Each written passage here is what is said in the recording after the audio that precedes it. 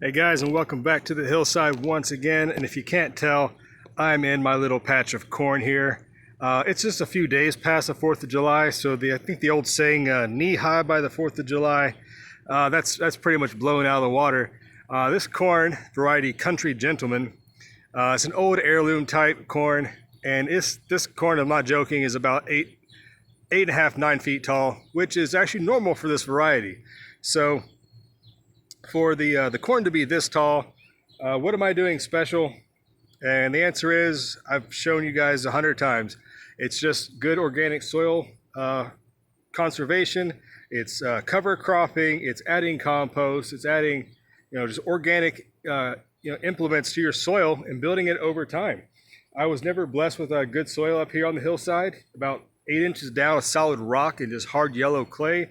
So this has been a work in progress over about a 6 or 7 year time frame. But just look at this corn. So will all corn get this tall? Absolutely not. It depends on the variety, the cultivar, et cetera, et cetera. And even in this patch, they're not all exactly the same height. But as you look over here, if you have never grown corn before, or at least this variety, you see right here, this one is called Tasseling. So these are where the pollen is going to come from. Each of these little flowers are going to drop pollen. Okay, it's going to fall down and it's going to pollinate the ears that will develop later on, which I'm looking around and I really cannot see the beginning of any ears yet. So it's just now barely starting to tassel. So we do have time before it's actually going to start producing that. Roughly 3 weeks or so after it actually starts to pollinate, you should be able to harvest your corn. So we're within about 3 weeks to a month before we're going to be able to harvest some of this corn. And we'll go from there. So if you've never grown Country Gentleman, this is it's a white corn, and it's also called a shoe peg variety. So what does that mean? When you go to the grocery store and you get the yellow corn that we all know, sweet corn, it's all arranged in nice, even rows, correct? Okay, so when the shoe peg is basically, they're not even. It's just basically checkerboard or staggered, zigzag, whatever you want to say. They're not in straight rows. It's just random kernels of corn on the cob. Just arranged whatever. So that was a really old-timey type of corn.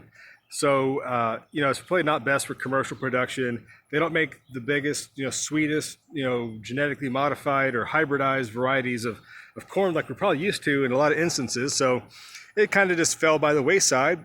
Anyways, the seeds I got are from Baker Creek, rareseeds.com. It's awesome. They have tons of cool old time varieties, which I love just growing the most just to I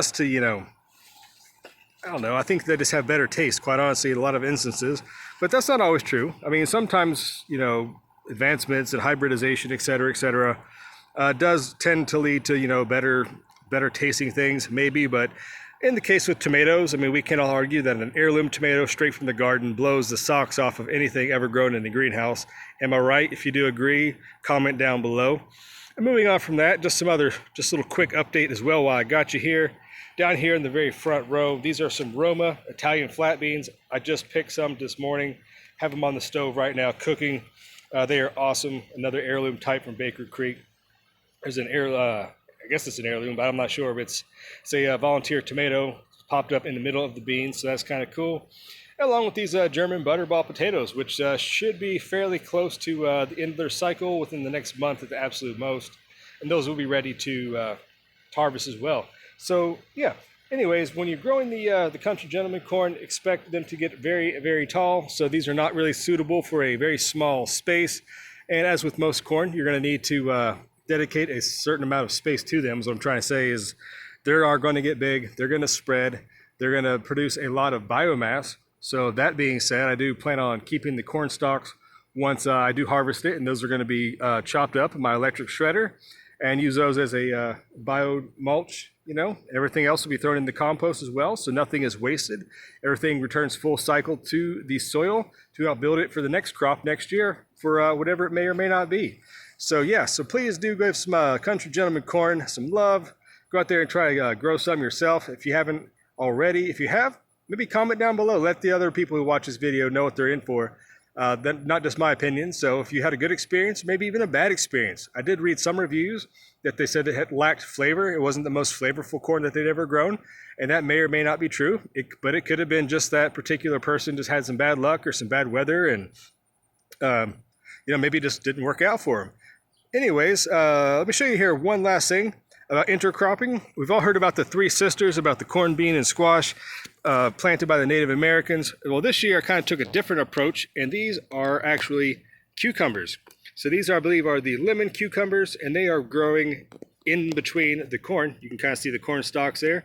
So the lemon cucumbers are growing just fine, which not especially, I mean, they're not really a squash. I understand, I get it, but they're still the same basic principle. They're a vining crop.